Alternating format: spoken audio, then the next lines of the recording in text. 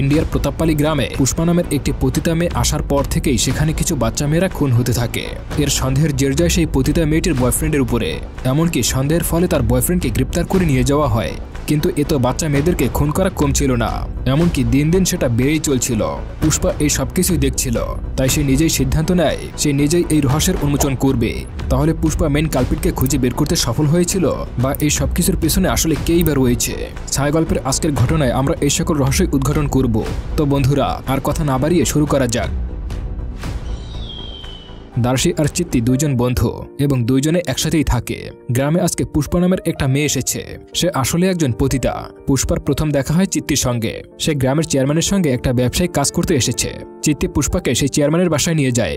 রাস্তায় তাদের দার্শীর সঙ্গে দেখা হয়। চিত্তি দার্শীকে তাদের সাথে যেতে বলে, কিন্তু দার্শী মানা করে দেয়। অন্যদিকে চিত্তি পুষ্পাকে নিয়ে চেয়ারম্যানের বাড়িতে পৌঁছে যায়।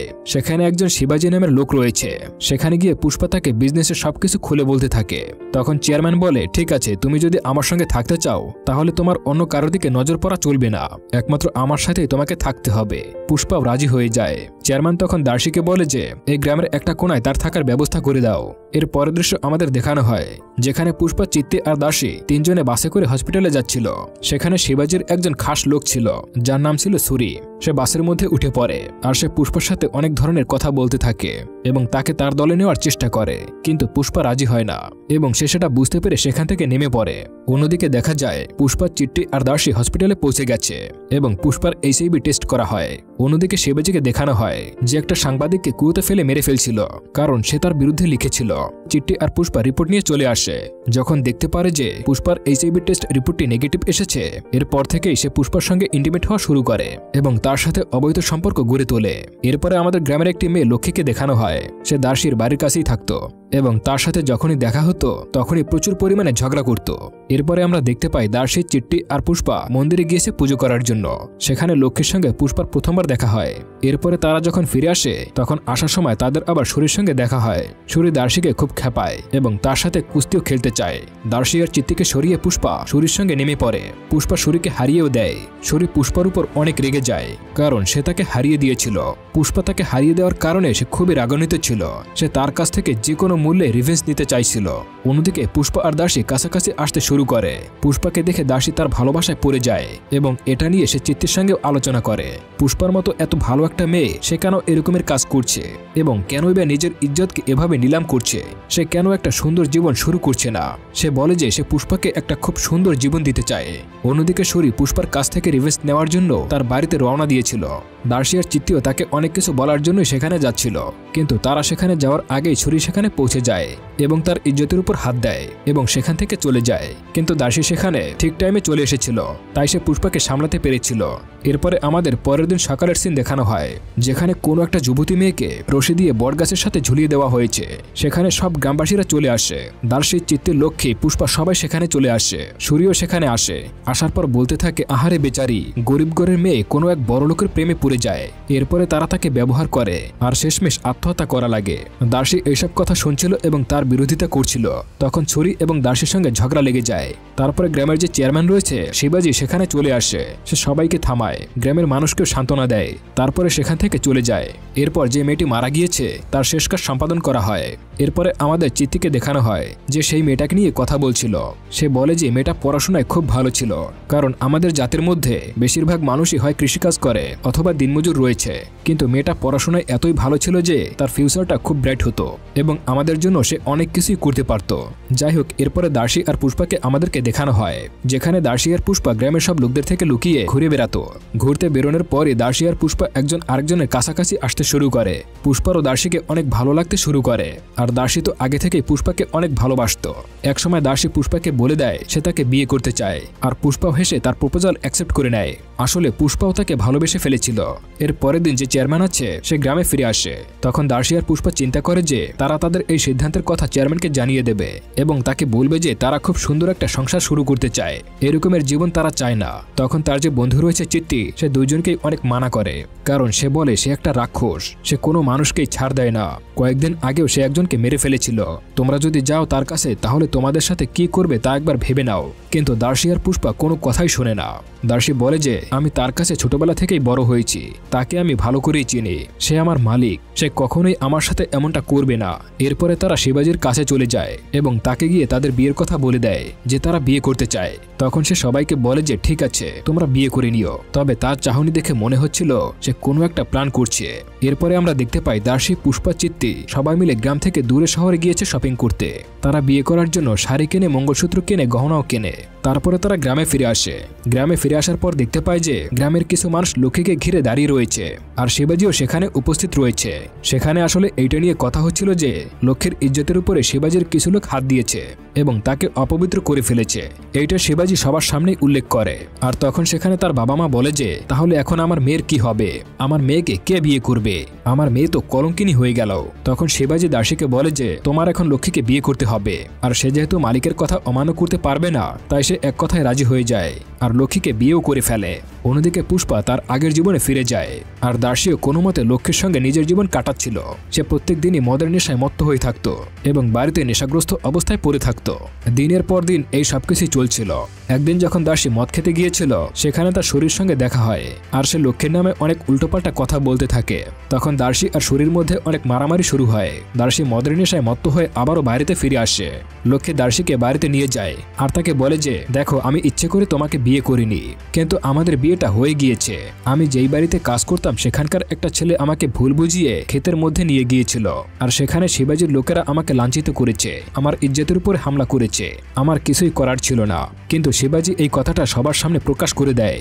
আমি অনসব মেয়েদের মতো নই যে আত্মহত্যা করতে পারবো, তাই আমি তোমাকে বেছে নিয়েছি।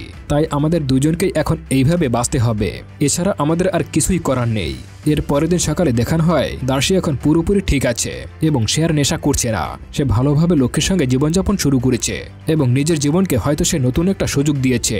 কিন্তু হঠাৎই একদিন সে চিত্তিকে পুষ্পার সঙ্গে দেখা করার কথা বলে। তখন চিত্তি তাকে বলে যে তোর জীবনটা এত সুন্দরভাবে কাটাচ্ছিস, তুই কেন আবার পুষ্পার সাথে দেখা করতে চাচ্ছিস?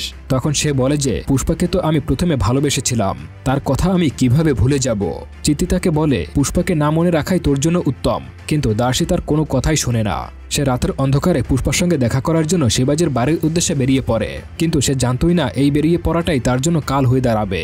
এরপরে সে যখন রাস্তা দিয়ে যাচ্ছিল, সে একটা মেয়ের চিৎকার শুনতে পায়। আসলে দুইজন মানুষ ওই মেয়েটার উপরে নির্যাতন করছিল। তখন সে এগিয়ে গিয়ে ওই দুজন মানুষের সাথে হাতাহাতি করতে থাকে এবং মেয়েকে বাঁচানোর চেষ্টা করে। তখন সে একজনকে আহত করে ফেলে এবং তার হাত কেটে দেয়। আর তারা একটু সুযোগ পেয়ে দাসীর মাথায় আঘাত করে এবং তাকে অজ্ঞান করে দেয়। অন্যদিকে যে মেয়েটা রয়েছে তার মাথায় আঘাত করে তাকে মেরেই ফেলে।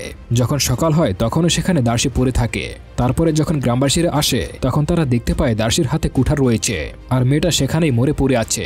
তারা বুঝতে পারে হয়তো দাসী মেয়েটাকে খুন করেছে, কিন্তু তারা যে ভুল বুঝছে সেটা তাদেরকে কেউ ক্লিয়ার করে না। আর তখন সেখানে পুলিশও চলে আসে আর তাকে সেখান থেকে নিয়ে যায়। সেখানে লক্ষ্মীও আসে। লক্ষ্মী তাদেরকে অনেক রিকোয়েস্ট করে এবং সেই গাড়ির পেছনে পেছনে দৌড়াতে থাকে। পুলিশ দাসীকে নিয়ে যাচ্ছিল। লক্ষ্মী বলে প্লিজ তোমরা তাকে নিও না। লক্ষ্মী তখন বলে আমি মা হতে চলেছি, তোমরা ওনাকে নিয়ে যেতে পারো না। কিন্তু পুলিশ দাসীকে নিয়ে চলে যায়। দেখা যায় 7 বছর পার হয়ে গেছে। 7 বছর পর দাসী জেল থেকে বেরিয়ে আসে। এরপরে যখন সে বাড়ির ভেতরে প্রবেশ করে তখন সেখানে একটা বাচ্চা মেয়েকে দেখতে পায়। আসলে এটাই ছিল তার মেয়ে। বাচ্চা মেয়েটি তার বাবাকে প্রথমবার দেখে চিনতেই পারছিল না, কারণ সে তো আজ পর্যন্ত তার বাবাকে দেখেনি। মেয়েটি তাকে দেখে প্রথমে ভয় পেয়ে যায়, কিন্তু পরে ধীরে ধীরে বাবা মেয়ে সময় কাটাতে থাকে। তারপরে সেখানে চিঠি চলে আসে।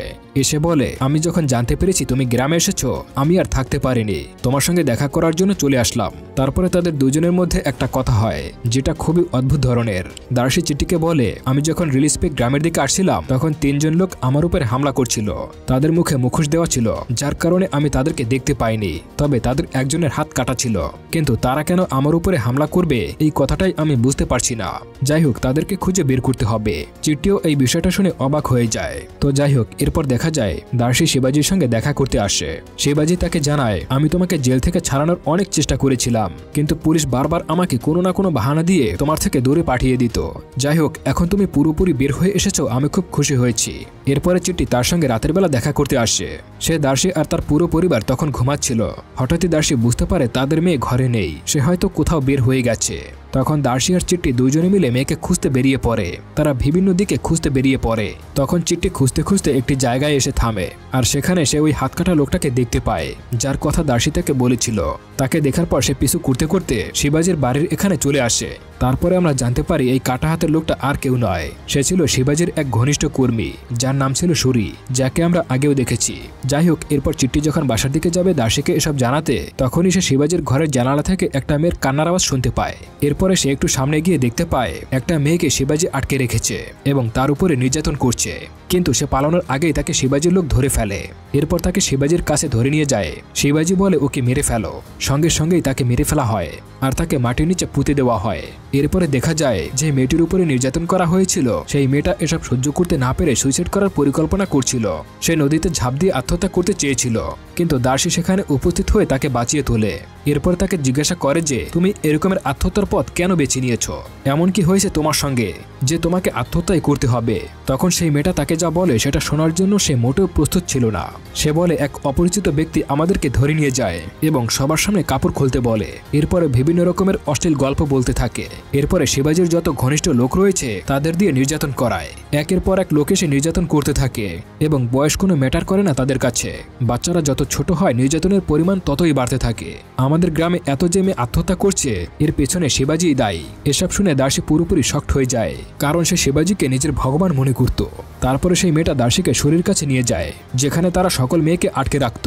সেখানে যাওয়ার পর দার্শি তার মেয়েকে দেখতে পায় যাকে ছুরি আটকে রেখেছিল, আর তার মনে যত রাগ ছিল সবকিছু সে শরীর উপরে ছাড়তে থাকে আর তাদের মধ্যে তুমুল মারামারি হয়।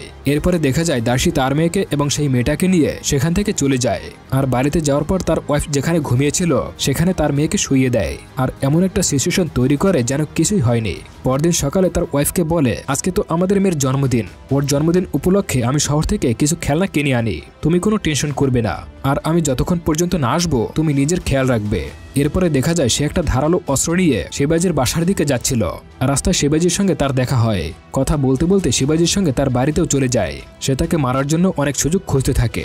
তারপরে কাজ শেষ হয়ে গেলে দার্শি শিবাজিকে বলে মালিক আমি শহরে যাব আমার মেয়ের জন্মদিন উপলক্ষে কিছু কেনাকাটা করতে। তখন শিবাজি তাকে কিছু টাকা দিয়ে বলে ঠিক আছে। এরপরে দার্শি সেখান থেকে শহরের উদ্দেশ্যে বেরিয়ে পড়ে আর কিছু জিনিসপত্র কিনে পুষ্পার সঙ্গে দেখা করতে যায়। সে পুষ্পাকে গিয়ে বলে তুমি এখনো এরকমের কাজ করে যাচ্ছ? পুষ্পা বলে আমি আমার কাজকে অনেক ভালোবাসি। আসলে পুষ্পা তাকে বোঝাতে চাইছিল যে সে উপর থেকে অনেক খুশি আছে, কিন্তু ভেতরে ভেতরে সে যে কতটা অসুখী সেটা প্রকাশ করতে চায়নি। তখন দার্শি তাকে বলে তুমি এসব কাজ আর করো না, নিজের জীবন নতুন করে শুরু করো। কিন্তু পুষ্পা বলে আমি তো নিজের জীবন ভালোভাবে শুরু করতে চাই। আমি এমন কোনো পুরুষ পাইনি যে আমার সৌন্দর্যের মান রক্ষা করতে পারবে এবং আমাকে টাকা দিয়ে ভরিয়ে দেবে। তুমি যদি এরকমের কারো সন্ধান পাও আমাকে জানিও, তোমাকেও কিছু টাকা পয়সা দেব। দার্শি এই কথা শুনে খুব রেগে যায় এবং কষে একটা চর মারে। পুষ্পাও তার গালে একটা থাপ্পড় মেরে বসে। এরপরে তারা দুজনে ঘনিষ্ঠ হয়ে যায়। এর পরের দৃশ্যে দেখানো হয় দার্শি আর পুষ্পা দুজনে বসে কথা বলছে। দার্শি আবারও বলে তুমি ভালো কাউকে দেখে বিয়ে করে নাও, তাহলে নতুন করে জীবন শুরু করতে পারবে। কিন্তু পুষ্পা বলে তুমি কি ভাবছো আমি এতদিন এখানে কেন রয়েছি? তোমার বউ এবং বাচ্চার জন্য আমি এখানে রয়েছি। তোমার বাচ্চার মধ্যে আমি তোমাকেই দেখতে পাই, ও একদম দেখতে তোমার মতোই হয়েছে। তোমার বউ বাচ্চাকে প্রোটেক্ট করার জন্য আমি এতদিন এখানে ছিলাম, আর তুমি এখন তোমার বউ বাচ্চাকে নিয়ে এখান থেকে চলে যাও। তুমি চলে যাওয়ার পর আমিও এখান থেকে চলে যাব। কিন্তু দার্শি বলে গ্রামে এত মেয়ে মারা যাচ্ছে, এসব দেখে আমি কিভাবে যাই? আমাকে তো অন্যায়কারীকে শাস্তি দিতেই হবে। পুষ্পা বলে এসব ভেবে লাভ নেই, তারা খুব শক্তিশালী, আর তুমি যদি তার সঙ্গে লাগো তাহলে তোমাকে তারা মেরেই ফেলবে। আসলে পুষ্পাও শিবাজির আসল রূপ জানতো এবং সে এর জন্যই এতদিন এখানে রয়েছিল যাতে দার্শি আর তার পরিবারে কোনো ক্ষতি না করতে পারে। যাই হোক, এরপর দেখা যায় দার্শির ওয়াইফ এবং তার মেয়ে তার জন্য অপেক্ষা করছে। অন্যদিকে দার্শি শিবাজিকে মারার জন্য তার দিক এগিয়ে যায়, কিন্তু শেষমেশ শিবাজির লোকজন তাকে এমনভাবে মারে যে তাকে মেরেই ফেলে। অন্যদিকে শিবাজি দার্শির বাড়িতে চলে যায় এবং তার ওয়াইফকে জিজ্ঞাসা করে যে দার্শি এখনো বাড়িতে ফেরেনি। তখন তার ওয়াইফ বলে না, সে তো এখনো বাড়িতে আসেনি। শিবাজি বলে আমি তো তাকে রাস্তায় নামিয়ে দিয়েছিলাম, এতক্ষণে তো আসার কথা। আসলে দার্শির ওয়াইফ তার জন্য মাছ রান্না করছিল, আর সেই সুগন্ধটা শিবাজিও পেয়ে যায় এবং সে বলে আমাকে কিছু খেতে দেওয়া যাবে? তখন দার্শির ওয়াইফ তাকে খেতে দেয়। যাই হোক, সে খাবার খেয়ে সেখান থেকে চলে যেতে লাগে। তখন তার কাছে কল আসে তারা দার্শিকে মেরে মাটিতে পুঁতে ফেলেছে। তারপরে সিনে দেখা যায় শিবাজি পুষ্পার সঙ্গে দেখা করতে এসেছে, আর দার্শির মৃত্যুর কথা শুনে পুষ্পাও খুব কষ্ট পায় এবং কান্না করতে থাকে। তার পরের দিন সকালে পুষ্পা দার্শির মেয়ে এবং তার বউয়ের সঙ্গে দেখা করতে যায়, কারণ তারা তো এখনো জানেই না যে তার হাজবেন্ড মারা গিয়েছে। পুষ্পা যখন দার্শির ওয়াইফের কাছে যায় তখন সে তাকে সবকিছু খুলে বলে। এরপরে দার্শির বউ যায় শিবাজির সঙ্গে দেখা করতে এবং দার্শির কথা জিজ্ঞাসা করে। তখন শিবাজি বলে আমি তো তাকে শহরে যেতে দেখেছিলাম, তুমি টেনশন করো না, ওর কাছে প্রচুর টাকা রয়েছে, ঠিক সময় ফিরে আসবে। আর হ্যাঁ, আর একটা কথা, তোমার মাছের ঝোল খুব মজা হয়। আমি আজকে রাতে আবারও আসবো মাছের ঝোল খেতে, তুমি ওই মাছটাই রান্না করে রেখো। তারপর সে সেখান থেকে চলে আসে। রাত হলে শিবাজি এবং তার লোকজন চলে আসে ওই মাছের ঝোল খাওয়ার জন্য। দার্সির ওয়াইফ সবার জন্য রান্না করে এবং পরিবেশন করতে শুরু করে, কিন্তু খাওয়ার পর সবাই এক এক করে বেহুশ হতে শুরু করে। তখন সেখানে ভেতর থেকে পুষ্পা চলে আসে। খুব ধারালো একটা অস্ত্র দিয়ে সে এক এক করে শিবাজি সহ যত লোক ছিল সবাইকে মেরে ফেলে। এরপরে দার্সির ওয়াইফ, বাচ্চা এবং পুষ্পা সহ সবাই এই গ্রাম থেকে চলে যেতে লাগে। যাবার আগে পুষ্পা পুলিশকে একটা ইনফরমেশন দিয়ে যায়। সে বলে শিবাজির বাড়ির উঠানটা একটু ভালো করে খোঁড়াখুড়ি করবেন, সেখানে আপনারা নিশ্চয়ই কিছু পাবেন। পুলিশ যখন তার উঠানটা খোঁড়াখুড়ি করতে শুরু করে, দেখা যায় তার উঠান থেকে প্রচুর পরিমাণে কঙ্কাল বের হয়ে আসে। আসলে সে সেখানকার গ্রামবাসীদের এভাবে মেরে মাটিতে পুঁতে রাখত। যাই হোক, এরপর সবাই জানতে পারে যে শিবাজি কতটা ভয়ানক ছিল, আর গ্রামের সকল হত্যাকাণ্ডের জন্য সেই দায়ী। আর পুষ্পা, দার্সির ওয়াইফ এবং বাচ্চা গ্রাম থেকে চলে যায়। আর মুভির কাহিনীটা এখানেই শেষ হয়ে যায়। আসলে আমাদের সমাজে এরকমের ভদ্রবেশী অনেক শয়তান রয়েছে, যাদেরকে উপর থেকে দেখলে মনে হয় এই লোকটা কতই না ভালো, আর পোশাকটা খুলে ফেললে তার আসল শয়তানিটা দেখা যায়। আমাদের এরকমের মুখোশ পরা শয়তান থেকে দূরে থাকা উচিত। তো বন্ধুরা, আজকের গল্পটা আপনাদের কেমন লেগেছে? যদি ভালো লেগে থাকে তাহলে একটি লাইক করে কমেন্ট করতে পারেন। এরকমের মুভি এক্সপ্লেন পেতে আমার চ্যানেলটি এখনই সাবস্ক্রাইব করুন। এতক্ষণ ভিডিওটি দেখার জন্য অসংখ্য ধন্যবাদ।